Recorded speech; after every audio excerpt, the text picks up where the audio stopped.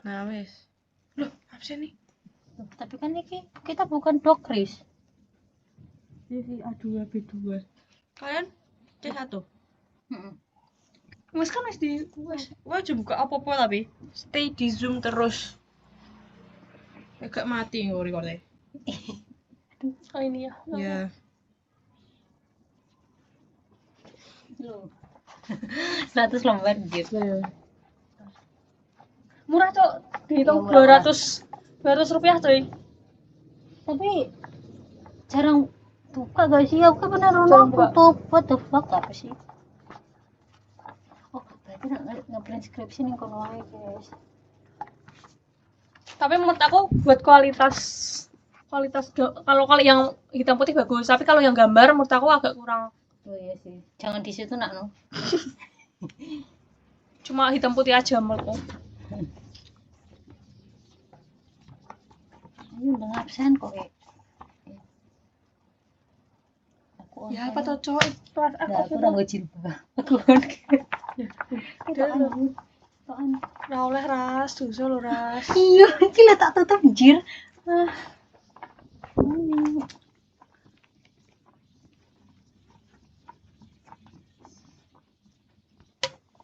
Sama sama itu ku, Bone Nadine. Size 37, Pak. Apa anjir? Ini sepatu kayak gini. Tidak itu. Permisi. Emang adikku mah bilang Dia salah beli size coy. Lah kok salah terus sih? Kok nanti gitu size 37 ya salah enggak sih? Iya. Dia kayaknya 40 masih. Sehingga yang sing didol 4 piro? Ya iki, podo. Oke, sing didol ke apa? Fahim iki sekilas kayak ada apa, Cok? Permisi dokter. Ya. Dah. Makasih. Irung ya. Sekilas ya kan mirip kan? Iya, lek dulu ora, tapi lek sekilas mirip. Tapi mukanya dia lebih bunder. Permisi dokter, nama Indah Setia Bintang tidak bisa absen juga. Sekilas. Ya.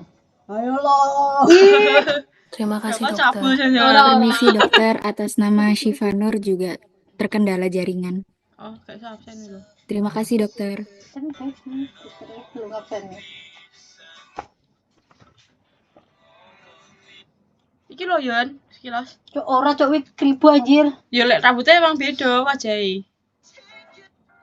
Anjir hati-hati kalian Israel aja kalau sebenarnya. Najis coy. Wis itu nih apa sih? Iyalah, mesti dicoba enggak sih? Mas keterima. Katanya mau TBK. Anjing.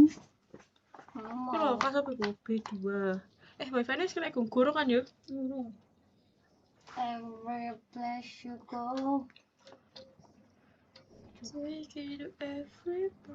Kita cek berapa? Oke, aku 200 pisan biokim piye ya? Saya biokim ke jam 11:30. Iso wis. Aku pengen adus aja, Cok. Sak durung biokim. Yo adus lah. Padang yuk, saiki. Ayo. Sakune wis mateng. Lah yo. Wadeng yuk. Kayak aku mau. Bengkok rampung iki plus 1. Liwu, muter-muter. Mending saiki wis adus ae. Kayaknya apa?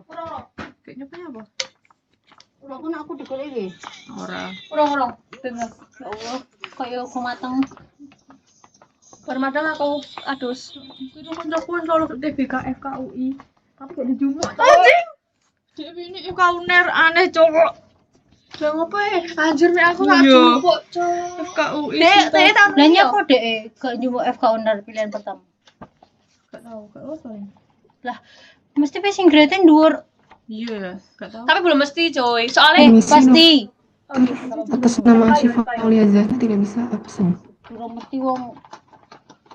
nek rap FK UNER pilihan kedua. Wong si lah nyapa ada pengen FK Uner didekek sing keloro. Kan aneh. Ayo, Bu. Logikanya gak masuk, Cuk.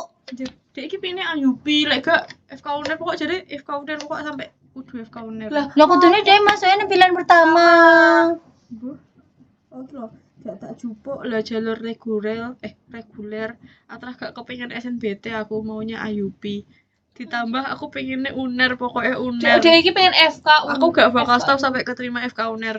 Ayubi. Kayak dia pengen Ayubi tapi bukan UTBK. Ya terus apa dia menurut UTBK? Jadi kan ini masake si slot. Iya. Niki aku, Cok. Namanya apa, Cuk? Koncoku lho, Cok, ame FKG. Gendeng Cok Win. Iya, Cuk, itu ya. Kok bisa sih wong iki anjing apa sih? Kayak soalnya nih misalnya di tahun depan milu UTBK, menurut aku eman-eman di usia nggak sih? Iya. idamane Wawa. Iya banget. Lah, Ora lancing kok mikir.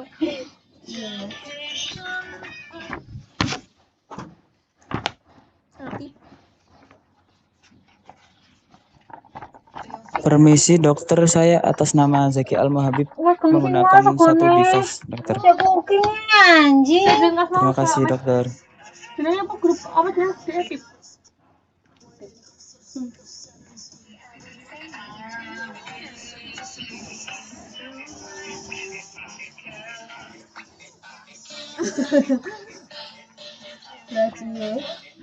Jangan relax anjing balik iki. Oh, gak seneng iki cok pede banget. Oh, profile anjir rambut golden brown iki.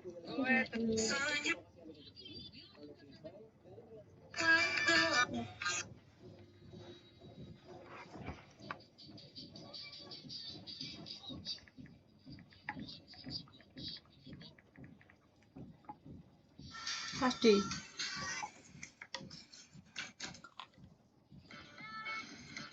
Dokter sih kok ya. Aku harus nyiap ini juga. Awas kong wah. Dua ini. Urung lho ya sabar. Gak iso.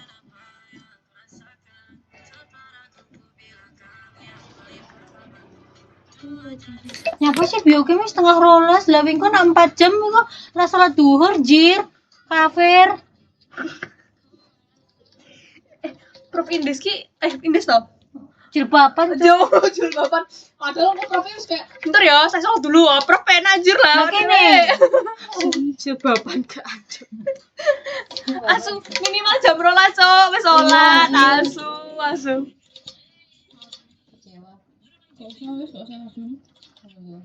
Empat jam ya? Setengah 12, setengah 1. Setengah 3. Lah wis wis ada nasar. Soalnya karo minggu kae digabung ngasu. Dosa, Cok. Astagfirullahaladzim. Apa ge urian? Soalnya ki nek PTN Minimal jam 12 jir. soalnya nek PTN ki enggak sih enggak. Mohon izin dokter atas nama Angelina Wandi bisa minta tolong dipresentasikan. Jujur, Cok. Soalnya nek misalkan dari Universitas Indonesia teman-temanku tuh kayak yang UMB dan sebagainya tuh kamu tahu nggak? Ada kelompok ngaji. Jadi tuh kayak di kayak apa ya? Jadi plotting pengajiannya udah sampai mana kan? Udah bagus sampai sana. Iya, Cok. Terus ngaji aja kayak ditengok gitu. Iya sih UMB. Kan Muhammadiyah cok tenang yo. Dia kan negeri apa sih? Swasta yang Islam. Ya mestine lho cok. Iya sih. Jare binus. Kayak PDB wi lho gane waktu sholat anjir. Iya, Cok, anjing. Astagfirullahalazim. Masjidnya waduh. Aku ning anu sih. Kita di Tapi kampus gak layak cuy gue sholatnya. kampus kan.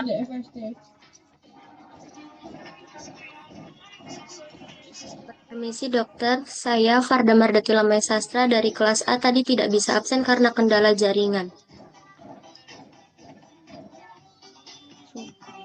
Beriki kerama sama. Bawa absen gue 8 menit loh, Cok. Hampir 10 menit. 11 menit mah. Kan 10.30. Iya. Terima kasih dokter. Baik sih. Mohon izin dokter.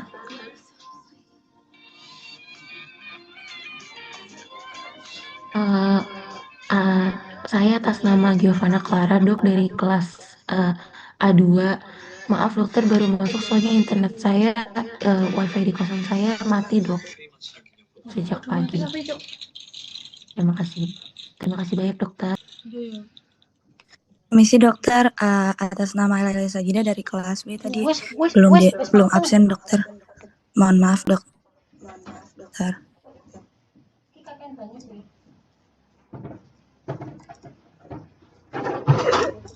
Naswa. Ya toh. Oh, dokter. Terima kasih. Padahal pas kowe kae dua skop, airnya 2 skop, sekarang ya ras. Aku mau 2,5 terus airnya 2,5 kok jemek. Airnya 2,5. Kemarin dia aku 2 terus 2 ini kering. Tadi aku 2,5, Aina juga 2,5. Lembek. Ya, tergantung amal dan ibadah. Nah, berarti nek lembek apa, nek kering apa? Kering kan pas berarti. Nek lembek. Nah, nek lembek akan kebaikan. Juga. Makan yuk. Kebanyakan dosa. Makan yuk. Ada aku disaduk. Yuk, sendoknya free. Gak ada. Ini sayur. Permisi dokter, mohon maaf. Atas nama Hanina Aisyandina dari kelas C belum bisa absen karena tadi ada kendala sinyal.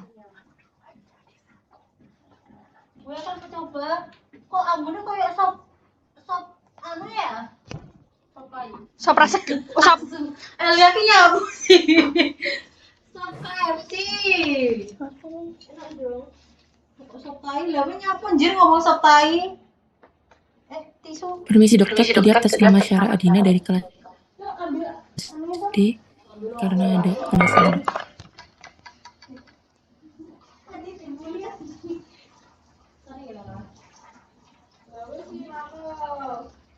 Saudara kan tahu kira kalau apa jane. Aku tak on mic-nya loh. Pendokter ngerti kelakuanmu.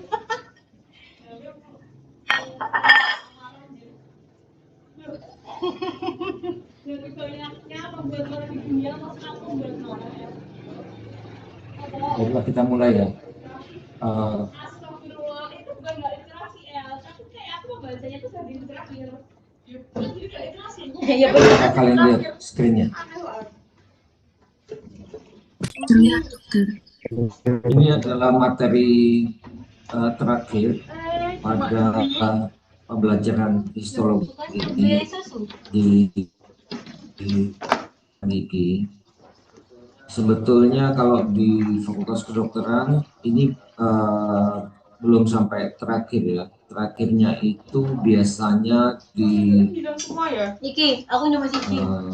organ-organ reproduksi. Ya kan benar 3. Tapi karena waktunya ada yang tidak memungkinkan, jadi 14 tatap muka materi itu kalau diberikan semua juga akan membuat materi yang kalian pelajari jadi lebih banyak. Jadi saya pilih-pilih gitu materi yang sedikit banyak ada hubungannya dengan kedokteran gigi. Jadi kalau respirasi biasanya kita di sinusnya ya, sinus maksilaris itu ya masih ada hubungannya. Kemudian di organ pencernaan misalnya hepar ya, dari saluran pencernaan rongga mulut itu kan termasuk saluran pencernaan. Jadi dipilih yang sedikit banyak ada hubungannya. Kalau kita lihat jadi di sistem respirasi manusia itu merupakan tempat pertukaran gas. Jadi oksigen masuk ke dalam darah terus keluar CO2. Nah, saluran di dalam respirasi ini dibagi Gitu tuh benda pintunya wawa aku melihat melihat kamar mandi ki soalnya. Conducting duct atau bagian penyalur dan respiratory duct atau bagian respiratory. Nah, bagian penyalur itu maksudnya penyalur udara ya. Udara itu bagian yang atas. Jadi kalau kalian perhatikan dari rongga hidung, Banyak banget tuh. Bapak El, kita harus Kamu ya kemudian masuk No. ada tulang rawannya. Tujuannya Satu atau dua? supaya Satu lah, emang kan waktu dua, kita mengalami konstriksi, misalnya kita berada di udara yang, kalau kalian pernah ke udara yang super dingin ya, minus gitu, kan kita susah bernafas. Susah bernafas kan. Bagi orang-orang yang nggak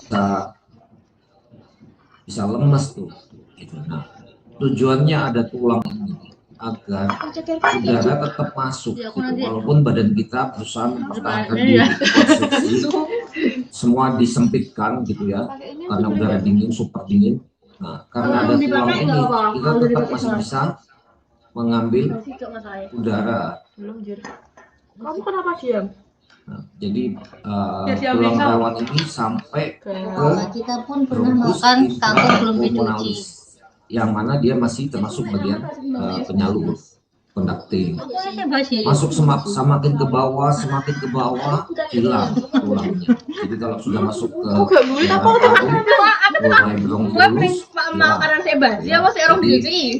masuk semakin ke bawah, semakin tipis epitelnya. Itu tujuannya supaya udara yang kita hirup sebelum dia masuk ke dalam darah mau ngambil tapi tersaring. sendoknya tuh Jadi udah dipakai saringannya buat banyak. makan dan sebagainya itu jadi kayak Banyak, makin semakin tipis. Jadi gitu loh, aku diharapkan bertanya itu. tetap Aku tahu di dalam darah kita itu pure yang masuk bersih darahnya. Tapi kalau Udah pakai super kecil seperti virus ya, sayurnya loh kok udah sih. dia akan Lagi tetap bisa masuk ke dalam darah karena super kecil. Jadi saringan itu bisa tembus. Sop itu pakai sambal kecap gak sih? Aku nggak suka kecap. Kita masuk satu persatu. Bagian penyalur Enak kan Mas? itu meliputi Nanti kalau saluran misalkan dikasih dan paru, telur kayak gitu. Tapi di kalau mana misalkan pertukaran dikasih gas ke terjadi dengan dunia luar. Contohnya nepes, rongga hidung dan sinus-sinus paranasalis, faring, laring, bronki, dan percabangan. Ini adalah bagian kimia bagian penyalur. Yo, apa tuh? Di bidang kedokteran gigi apa lihat. itu yang berhubungan dengan bagian ini? Itu adalah sinus maxillaris yang ada di apik maksud nggak terlalu. Ini pakai itu cabai dua, papaya. Yo, kadang di tiga. Udah tindaknya. Nah, apa yang harus kita perhatikan kalau misalnya dia Banyak apa dikit? berhubungannya erat sekali. Jadi apikal itu menembus sinus Kalian tipe orang kalau tidur lampu mati atau enggak? Matilah. pada saat kamu mencabut gigi yang berhubungan dengan epitel yang tipis dari sinus, maka Mati bawah. dia akan memberikan lubang Lidah nggak suka mati. yang berhubungan dengan Sampai suamimu pencabutan berseringnya gigi. mati Sehingga Aku jualan juga udah pasiennya lampu dikit. kalau Iya, lampu misalnya dikit. dia Aman. Kalau tidur mati aku nggak berani. meniup nafas, jadi Aku takut tuh soalnya. bukan menarik ya, meniup, jadi hidungnya Tuh ya, ditutup sini terus dia saya. meniup Tapi gitu ya, akan keluar sama tuh kayak suara nakutan oksigen gitu. dari sinus maxillaris ke rongga bekas pencabutan. Dari cahaya dari balkon. Nah itu yang harus hati-hati ya. Jadi kalau Berapa senang mati ya, Mora? di daerah-daerah Ya dia namanya jambe aku, nak itu, wis sekolah. sebaiknya inform konsul karena anatomi setiap pasien itu tidak sama, walaupun jarang ya kasusnya tulangnya nggak di apikal itu nggak ada tulang, dia langsung berhubungan dengan epitel dari sinus, itu jarang, tapi ada anatomi manusia yang seperti itu yang pertama. Yang kedua, kalau kita mau melakukan rehabilitasi, misalnya giginya sudah dicabut, otomatis kan terjadi resorpsi tulang. Nah, resorpsi tulang itu menyebabkan sinusnya membesar, sinus maxillaris membesar. Nah, tujuan dari sinus maxillaris itu di dalam tubuh sampai saat ini belum ada yang spesifik pasti gitu ya. Tujuan sinus maxillaris itu dia hanya sebetulnya sedikit gitu memfilter. Jadi ada septa-septa di dalamnya itu yang memfilter. Jadi sinus besar, sinus kecil itu apa bedanya?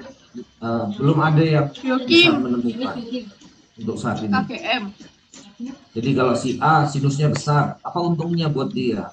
Si B sinusnya kecil sekali, apa untungnya buat dia? Itu belum ada yang mengetahui persis. Itu besar kecilnya sinus manfaatnya begitu. Nah, maka dari itu biasanya kita melakukan sinus lifting. Jadi kalau misalnya pasiennya cabut, sinusnya membesar, kita kecilkan kembali sinusnya. Dengan cara apa ya? Kita angkat gitu ya. Kita angkat, ada dua macam cara biasanya kalau saya kerjanya. Pisau. Pakai Anjir aku suka banget sob. Kalian dari suka gak? tulang alveolarisnya langsung dari bekas pencabutan giginya itu kita naikkan ke atas. Belum belajar. Atau Nanti kita kalau sinusnya sudah terlalu turun banyak, besar sekali, ya otomatis kita bukanya dari samping pakai lateral window. Nah itu sinusnya dinaikkan, terus kita buat Aku baru menemukan orang aneh kita gitu, Pak. tambahi graf ya sekitar kalau besar ya paling sekitar 2 cc-an lah gitu. Kalau misalnya masih kecil kita cuma masang 1 atau 2 implan, biasanya 1 cc sudah cukup. Nah kemudian ada yang namanya faring, trake, bronki. Ini rongga hidung dan sinus paranasalis faring bentuknya hampir sama kalau kita lihat di mikroskop. Jadi kalau kita potong sediannya, epitel, mukosanya itu hampir sama.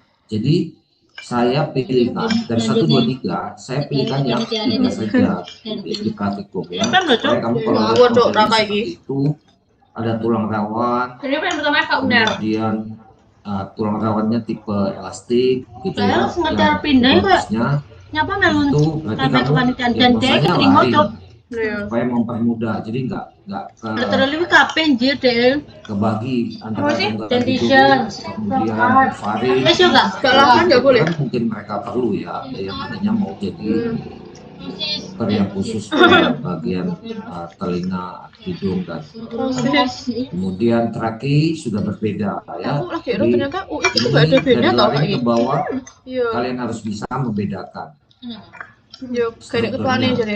Terutama nanti di praktikum. Saya sedikit aja, ini banyak di fakultas. Nanti yang kayak kamu aspirasi itu ini sudah ya, membasuh, melembabkan udara yang hidup, menghangatkan atau mendinginkan udara. Bagian respiratory, di mana gas sudah terjadi. Tapi problematik dia ketanya Itu dimulai dari bronchiolus respiratory, ductus alveolaris, atria, saccus alveolaris, dan alveoli. Jadi mulai bagian yang kecil-kecil dan tipis, jadi nggak ada tuangnya. Ini saya lewat aja ya sedikit, ini rongga hidung, nanti kalian baca. Jadi di rongga hidung itu ada regio respiratory dan olfaktory. Karena di praktikum saya tidak menampilkan rongga hidung, jadi ini tidak wajib bagi kalian untuk bisa memahami di praktikumnya. Tapi kalau di teori supaya kalian tahu aja. Nah, regio respiratory, epitelnya berderet silindris dengan silia dengan banyak sel goblet. Jadi kalau kamu lihat di suatu sedia epitelnya seperti ini, ada silia, jadi rambut halus itu. Kemudian yang putih ini sel goblet dan epitelnya berderet silindris. Berarti ini adalah bagian pernafasan gitu ya, ciri khas dari sistem pernafasan yang bagian atas itu adalah epitelnya berderet silindris dengan silia. Kenapa nggak kamu mau di situ? Sebelum apa? Nah, kalau di bawahnya ini hampir sama. Jadi cukup sulit membedakan. Nah, di sini pun ada sel olfaktori gitu, sel basal. Kalau membedakan sel olfaktori dia bentuknya kolumnar gitu di atas. Gitu. Untuk anak kedokteran gigi saya kira cukup sulit. Makanya saya pas aja ini. Tapi kalian perlu tahu di teorinya. Pada lamina propria banyak sabut elastis. Ini kalau saya sebutkan sabut elastis, saya ting mikro sampai kamar. Wah. Nah, aku lagi meneng. Fibroblast, lymphocyte, makrofag, sel plasma, leukosit, serta jaringan limfoid. Jadi ini semua kalian sudah dipelajari di awal-awal. Nah, kalau ini sama, karena ini adalah sistem pernafasan, maka di sini banyak sel-sel pertahanan tubuh. Karena apa? Ini tempat kita berhubungan dengan dunia luar. kamu berada di daerah yang polusinya lah. tinggi ya otomatis So, tubuhmu akan merespon gitu dengan itu kan defective Mexico cells. chicken wings. Nah, ini tadi yang saya sebutkan. Ada 3 tipe sel. Berarti satu apa aku berbohong ya? Aku olfaktori, ulang. sel penyangga, sel basal, sel pembau. Itu ya. Nah, ini untuk membedakannya mirip-mirip cukup sulit gitu. Tapi kalian perlu tahu bahwa ini ada gitu. Enggak, Cok. Nih, maaf ya. Sinus, Ini mungkin karena paranasalis, emang ada 4, frontalis, ini di anatomi sudah. Frontalis, maxillaris, epidalis, menindalis. Detailnya berderet sinis tersilia. Nah, yang berhubungan dengan kedokteran gigi yang nomor 2 ya, sinus maxillaris. Kalau sinus-sinus lain itu cukup jauh karena di atas tengkorak ya. Di atas sinus maxillaris mendekati daerah mata, kita sudah kedokteran gigi sudah nggak menangani itu. Jadi yang kita tangani biasanya sampai sinus maxillaris. Nah, di sinus maxillaris ini pun hati-hati kalau melakukan seperti yang tadi saya ceritakan, bondra. Karena apa? Sampai sore nih. Aman. Karena lapisan sinus maxillaris itu tipis sekali, seperti epitelnya ini lihat, epitel berderet silindris. Jadi dia bukan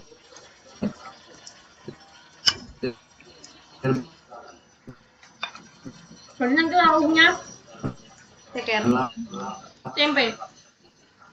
Seperti itu tipisnya epitelnya di sinus maxillaris itu. Jadi kalau bukan yang belum advance mengerjakan, ya sebaiknya jangan gitu ya. Belum dapat pelatihan yang mumpuni, belum dapat tutor instruktur yang baik, itu sebaiknya jangan.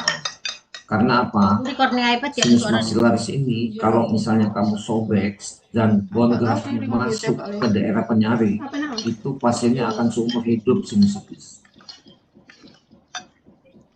Jadi sangat merugikan pasien di sisa hidupnya. Misalnya kamu mengerjakan dia di umur 30 tahun, dan nanti di sisa hidupnya dia akan sinusitis terus. Itu kan sangat merugikan. Ya. Jadi apalagi belum bisa sampai yang mengerti efek-efek samping pengerjaannya, sebaiknya jangan. Faring saya sedikit aja, kita nggak terlalu melihat strukturnya di mikroskop, hanya teori. Jadi ada 3 macam, naso, orofaring, dan laringo. Kemudian kita masuk ke laring.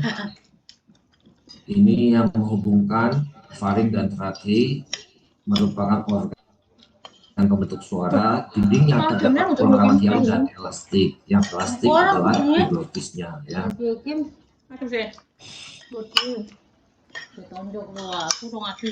Epiglottis, epitelnya berlapis gurita. Ada beberapa macam epitel di laring ini. Jadi epitel yang berhadapan dengan rongga ke atas di sisi mulut, epitelnya lebih ke arah lapis. Kemudian epitel yang mengarah ke bawah itu ya, yang organ dalam itu epitelnya berlapis. Epitel berlapis ini tempat peralihan, jadi di tengah-tengah. Nah, kalau kita lihat disediaan, kalau epitel yang sisi menghadap ke oral, epitelnya berlapis. Sementara berarti benar ada ngomong kan Pak ngono no, Wan. di bawah itu epitelnya berderet di bawah. Jadi epitel berlapis jauh lebih tebal dibandingkan epitel. Nah, ini adalah tulang rawan. Nah, ini epitel berderet karena lebih tipis. Kemudian ini adalah tulang rawannya. Adalah tulang rawan elastik. Ini adalah kelenjar. Traki merupakan bentukan pipa panjangnya sekian, diameter sekian. Traki ini ciri khasnya adalah kita mendapatkan bentukan tulang rawan hialin yang berbentuk seperti huruf C atau tapal kuda. Yang pindahan gini. Apakah kita bisa melihat? Bisa, tapi dengan cara mikroskopnya harus digerakkan gitu, karena terlalu besar untuk satu lapang pandang. Jadi dengan pembesaran kecil pun, pembesaran misalnya 40, itu tidak bisa melihat huruf C-nya, jadi harus digerakkan. Gitu. Epitelnya sama ya, berderet silindris dengan silia. Nah ini adalah sendi antrakea. Ya, ini adalah tulang rawannya. Kita tidak bisa melihat satu lapang pandang ini huruf C-nya. Tapi kalau kita gerakkan mikroskop ini, kita telusuri tulang rawannya berbentuk huruf C. Nah, ini epitel berderet silindris, ini adalah kelenjar-kelenjar. Ya. Dengan mikroskop, kita bisa membedakan 4 macam sel. Ya, yang pertama silia yang di atas ya, sel goblet, itu juga di epitel, sel silindrik, dan sel-sel basal. Nah, kita masuk ke bagian bawahnya, lebih bawah lagi dari traki, yaitu bronchus intrapulmonalis. Ciri khas dari bronchus intrapulmonalis yaitu masih didapatkan tulang rawan di sini, yang bentuknya tidak beraturan atau irregular.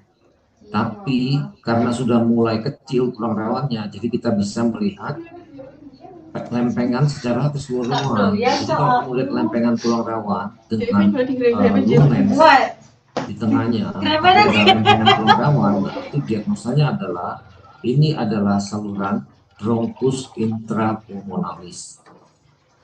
Turun lagi ke bawah, kita menemukan saluran namanya bronchiolus. Di sini karena dia lebih ke bawah lagi, ingat ya, dari atas bagian penyalur tulangnya besar, mulai hidung ya, atau ke hidung, kemudian naso turun ke bawah, laring turun, tulangnya masih ada sampai bronchus intrapulmonalis. Tulangnya sudah terlihat secara utuh karena sudah mulai lempengan-lempengan kecil.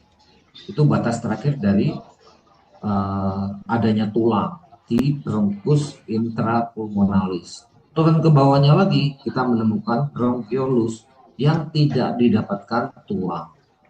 Nah, kalau kalian lihat strukturnya seperti ini, tidak ada tulang rawannya, tapi epitelnya hampir sama tebalnya.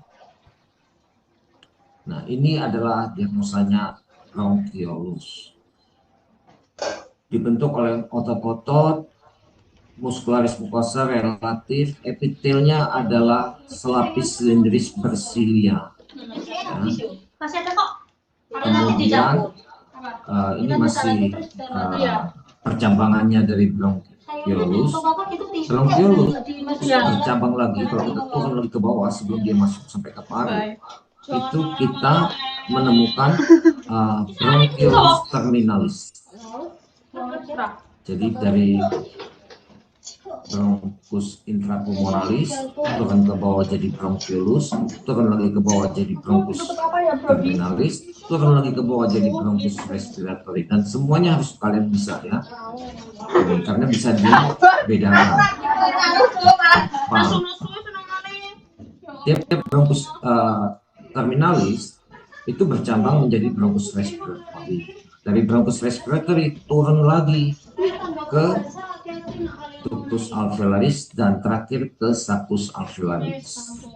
Nah, ini semakin tipis epitelnya karena dia menyaring terus, menyaring sampai ke lapisan yang paling tipis di paru, baru dia masuk ke dalam darah. Bronchus respiratoris, pertukaran gas sudah mulai terjadi ya di sini. Jadi perhatikan ini selaput yang memisahkan sangat tipis gitu ya, jadi banyak pembuluh darah kecil-kecil ya, venul, arteriul di situ. Selaput-selaput ini dapat dijumpai mulai bronkusnya sampai alveoli. Jadi diameternya cuma 0,5. Beda dengan bronchus terminalis, pada respiratory dapat dijumpai muara-muara alveoli. Jadi karena dia kecil dia sudah lebih tipis lagi, jadi kita mulai menemukan semacam sakus-sakus di situ. Ini adalah alveoli yang seperti bunga ini. Nah, ductus alveolaris adalah saluran bunga. saluran yang berbentuk kerucut dengan dinding epitel selapis pipi. Ini kalau gambar ini adalah gambar ilustrasi ya, untuk memudahkan kita melihat pertukaran gas itu terjadi. Nanti kalau diperhatikan gambarnya nggak seperti itu. Sakus alveolaris ruangan seperti multilobular dengan bagian tengahnya merupakan kamar yang lebih besar. Sakus dan alveol ini saya kira kalian baca aja ya, ini teorinya. Nah, ini kalau kita lihat dari satu lapang pandang ini, saya bisa mengambil beberapa pertanyaan. Jadi kita lihat dari epitel. Epitel yang tebal sama tipis itu kita bisa dua pertanyaan, gitu ya, dua jawaban. Nah, kalau kita lihat dari yang paling bawah, kalau kamu menemukan seperti ini, nggak ada tulangnya, ini nggak ada tulang nih, satu lapang pandang paru, ya. Kita menemukan di paru. Kita melihat yang paling tipis dulu. Yang paling tipis mana ya? Yang epitel yang banyak ini, alveol ini tipis. Nah, yang paling tipis di bawah ini, diagnosanya adalah yang seperti bunga ini yang berikal-ikal ini adalah sakus alveolaris. Nah, salurannya yang menuju ke sana, yang ruangan kosong ini namanya ductus alveolaris. Nah, kalau di sini ini kan lebih menebal di sini. Nah, saluran yang ini yang lebih menebal ini berarti di atasnya sakus alveolaris,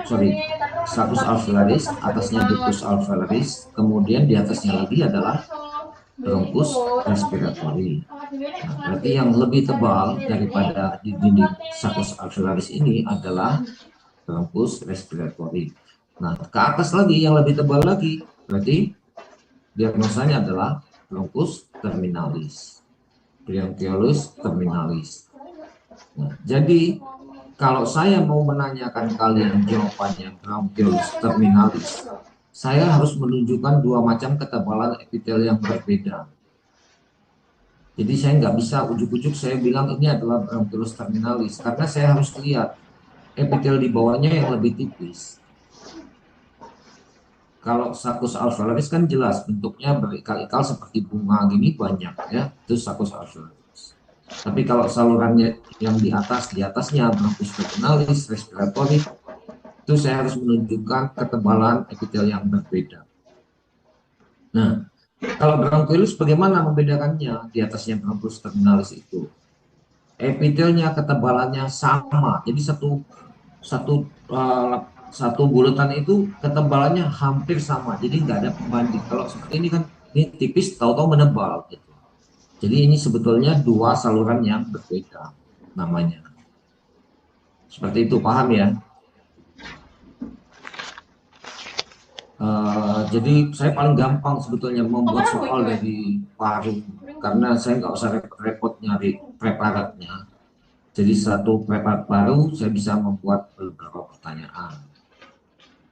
Jadi kalian kalau nggak bisa ya rugi ini. Pembuluh darahnya melalui arteri dan vena pulmonalis, yang satu lagi bronchialis. Gitu ya. Kalau ini gampang nih.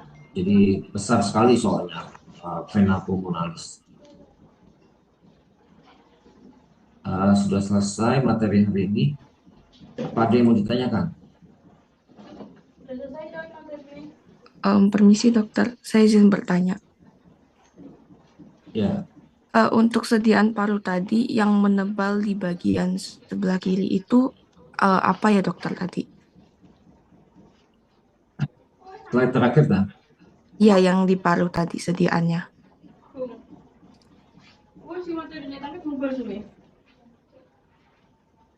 Ya, yang bagian sebelah kiri tadi dokter. Ini? Ya dokter, benar. Nah, kamu harus lihat. Kalau misalnya di sini ketebalannya dari yang paling tipis di bawahnya adalah sakus alveolaris, kemudian dia menebal naik satu tingkat, berarti ini adalah bronkus respiratorius. Kalau yang ini dia naik sudah 2 tingkat. Jadi dari yang paling kecil, dari saccus, naik ke bronchus respiratorius, kemudian naik lagi ke bronchus terminalis. Kamu lihat ketebalan epitel ini hampir sama dengan yang ini. Ya, betul nggak? Iya.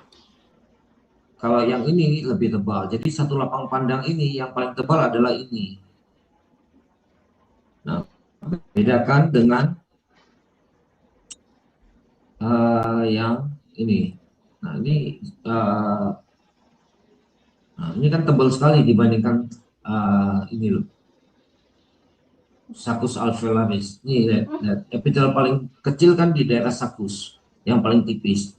Karena lapisan terbawah itu ya sudah masuk ke aliran darah.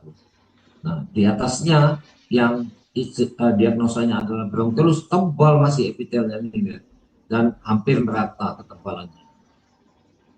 Tuh. Nah, jadi kalau menemukan epitelnya tebal merata tanpa tulang, itu diagnosanya adalah bronchiolus. Tapi kalau kamu menemukan epitelnya tebal dan ada tulang di sana, tulang rawan, berarti jawabannya diagnosanya adalah bronchus intrapulmonalis. Jadi prinsipnya gini, semakin ke atas strukturnya itu semakin banyak tulangnya. Semakin banyak tulangnya, epitelnya juga semakin terasa kelihatan tebal.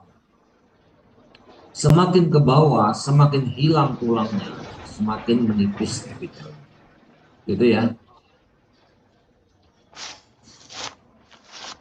Ada lagi yang mau ditanyakan? Ya, terima kasih dokter.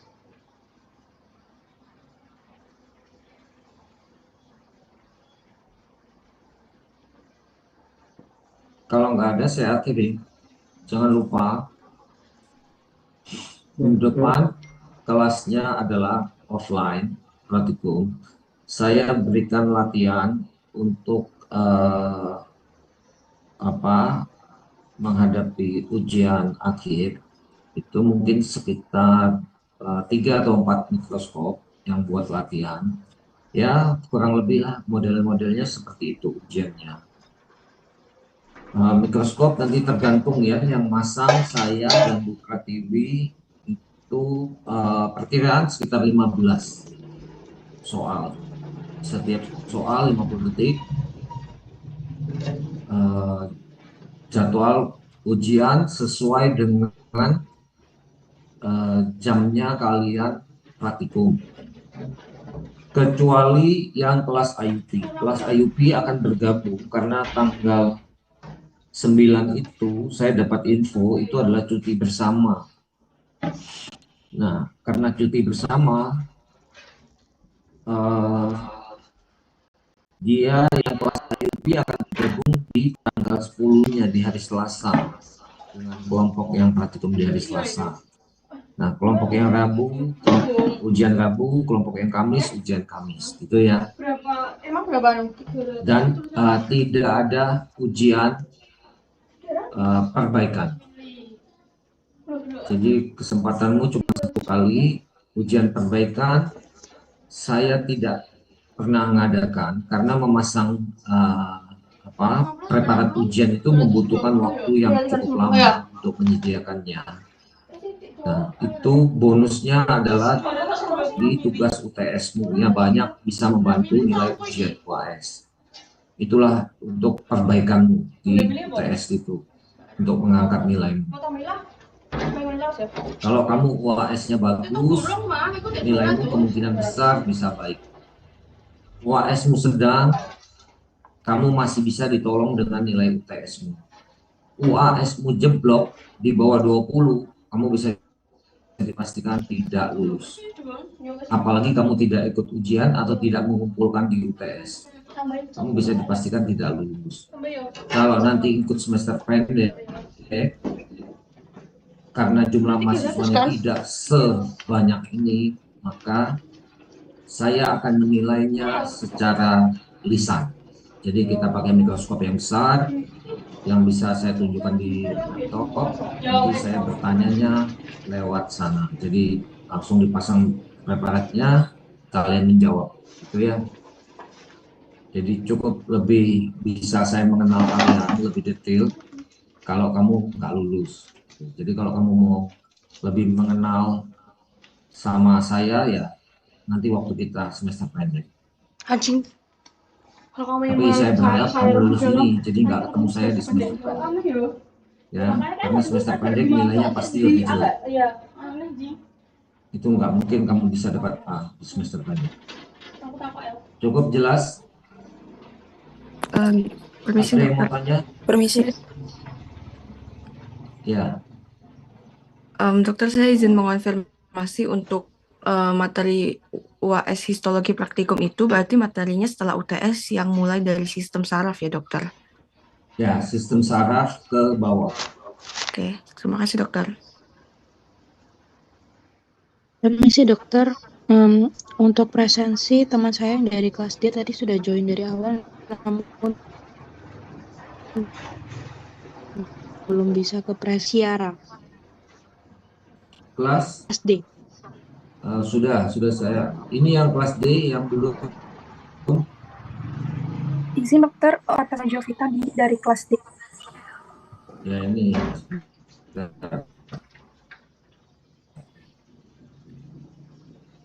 Jovita Syatira. Betul dokter.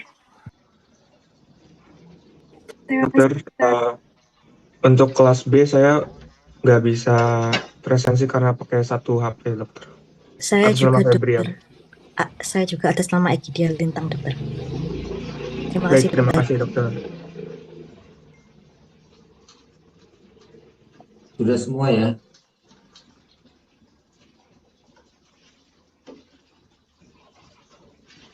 Dokter izin bertanya dokter. Tadi kan bronkiolus respiratory nya. Berarti mulai dari bronkiolus respiratory, berarti sudah ada sakus alveolarisnya ya dokter?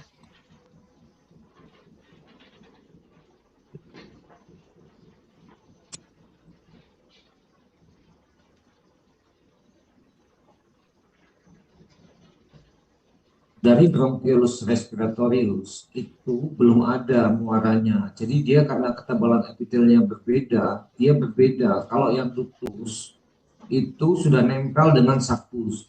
Jadi kalau misalnya kamu melihat, ini misalnya adalah sakus. Nah, yang berikal-ikal ini, yang seperti bunga ini, multilokuler ini. Nah, kalau saya bertanya, saya tunjukkan di sini. Ini adalah bentukan apa? Sakus alveolaris.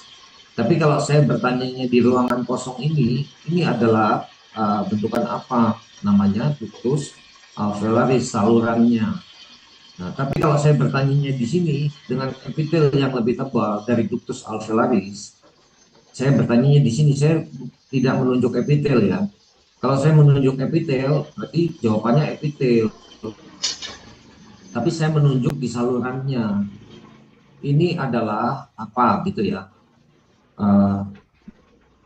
Bentukan apa? Namanya adalah ductus, bronchiolus respiratorius, seperti itu. Baik dokter, terima kasih. Masih ada yang belum paham? Dokter, mohon maaf saya izin mengonfirmasi. Berarti yang tadi yang agak lebih tebal itu namanya bronchus respiratory. Di mana? Kalau di yang bagian paling bawah, iya. Yang tebal, yang di atas, yang di bawahnya 2 tingkat ketebalan itu dokter. Di bawah 2 tingkat. Yang paling tebal itu kan bronchus terminalis ya. Sebentar, saya rangkum aja ya. Iya, baik. Jadi mulai masuk bagian bukan respiratori, bagian penyalur itu kita menemukan daerah tulang rawan. Nah, tulang rawan yang besar itu ada di daerah epiglotis, faring, itu ya, itu besar. Ciri khasnya kalau di epiglotis itu ada tulang rawan elastik dengan sisi, 2 macam sisi dengan 1 peralihan. Epitelnya adalah berderet silindris dan berlapis. itu epiglottis, jadi tulang rawannya gede gitu ya, kita melihat secara utuh nggak bisa. Yang satu lagi yang besar adalah trakea, juga gitu, yang hurufnya seperti C tadi, tulang rawannya hialin. Nah, turun lagi ke bawah, itu adalah bronchus intrapulmonalis. Bronchus intrapulmonalis itu epitelnya tebal, masih ada tulang rawan, tapi karena sudah mulai habis tulang rawannya, jadi kita melihat tulang rawan itu secara utuh gitu, berupa pulau-pulau yang bentuknya tidak beraturan, ada yang bentuk segitiga, bentuk segi empat, seperti itu. Pokoknya irregular lah, irregular shape. Turun lagi ke bawah adalah bronchiolus. Bronchiolus tidak ada tulang rawan, tulangnya sudah hilang, tapi ketebalan epitelnya merata gitu, dengan ketebalan yang hampir sama. Nah, kalau kamu bandingkan itu beberapa tingkat, sulit kamu membedakan ini berapa tingkat sulit gitu. Jadi kamu harus ingat ciri khasnya masing-masing. Nah, nanti kamu membedakan berapa tingkatnya itu mulai dari bronchus terminalis. Kalau bronchiolus cirinya, satu, dia tidak ada tulang rawan, dua, ketebalan epitelnya merata gitu. Nah, nanti yang kamu bedakan berapa tingkatnya itu mulai bronchus terminalis, respiratorius, ductus alveolaris, itu yang kamu bedakan berapa tingkatnya. Nah, dalam satu lapang pandang kamu bisa melihat mulai dari mana kita melihatnya, dari yang paling kecil, yang paling gampang, yang paling tipis, karena di situ ada saccus. Nah, saccus alveolaris itu adalah epitel yang paling tipis. Nah, kalau dia yang paling tipis berarti satu tingkat di atasnya. Kalau kamu lihat pembandingnya, berarti yang satu tingkat adalah respiratory, yang dua tingkat adalah terminalis. Tapi jangan dibandingkan di bronchiolus ya, membuat kamu nanti jadi bingung. Karena bronchiolus itu sudah lebih atasnya lagi. Begitu ya. Oke, terima kasih. Saya harap kalian belajarnya lebih giat ya, karena beberapa praktikum saya perhatikan banyak yang online ya, HEPAR di online kan, kemudian sistem limfatik di online kan ya. Jadi saya minta kalian belajar lebih giat lagi, karena mata kita itu belum tentu sama melihat dengan mikroskop. Apa yang kamu lihat di online, di YouTube ya, dan sebagainya, itu pandangannya belum tentu sama. Bagi seseorang yang kecerdasannya tinggi dengan melihat gambar, dengan melihat sesuatu kecerdasannya tinggi, itu akan mudah dia untuk menganalogikan dengan yang di mikroskop. Tapi bagi orang-orang yang kecerdasannya kurang di bidang itu akan sangat sulit gitu. Jadi kamu mesti belajar lagi lebih giat. Bagi orang-orang yang kurang baik dalam pengamatan, salah satu contohnya gini, kamu kenalan sama si A, sebutkan namanya, oh saya si A, terus nanti kamu pulang, besok kamu ketemu lagi, kamu lupa namanya siapa, wajahnya kamu setengah-setengah ingat gitu. Ada nggak yang tipenya seperti itu? Ada kan? Ada kan? Kamu kenalan, terus kamu nanti 1 minggu lagi deh, kamu baru ketemu lagi, kamu udah mulai lupa. Ini apa enggak sih orangnya? Itu kecerdasanmu kurang di bidang itu. Nggak apa-apa, itu bukan sesuatu yang kurang, karena tiap manusia itu unik gitu. Tiap pasien juga unik, case-nya sama, diagnosa sama, penanganannya bisa berbeda. Gitu. Nah, orang-orang yang kecerdasannya kurang di sana, harap hati-hati ya. Yang kelas-kelas online itu, kamu harus banyak diulang-ulang gitu melihatnya. Paling nggak buku petunjuk praktikum itu sebagai panduanmu. Karena disitulah gambar mikroskop realnya. Jadi bukan di YouTube itu. Ya. Nah, latihan melihat. Gitu. Karena kalau kamu nggak bagus di bidang itu, nanti pasti kamu kesulitan nanti waktu ujian. Cukup ya, saya kira ya hari ini ya. Cukup jelas ya untuk materi sistem respirasi. Saya harap semua bisa menjawab nanti waktu ujian. Jangan sampai ada yang nilainya 0, karena tiap semester, tiap satu angkatan tuh saya menemukan pasti ada yang dapat 0. Saya nggak tahu kenapa, apa penyebabnya gitu. apakah memang tidak berminat atau gimana, ya nggak tahu, nanti kita buktikan deh di semester ini ada yang nol apa enggak. Cukup ya, sampai ketemu minggu depan kelas praktikum offline. Terima kasih. Terima kasih dokter. Terima kasih dokter. Terima kasih dokter. Terima kasih dokter.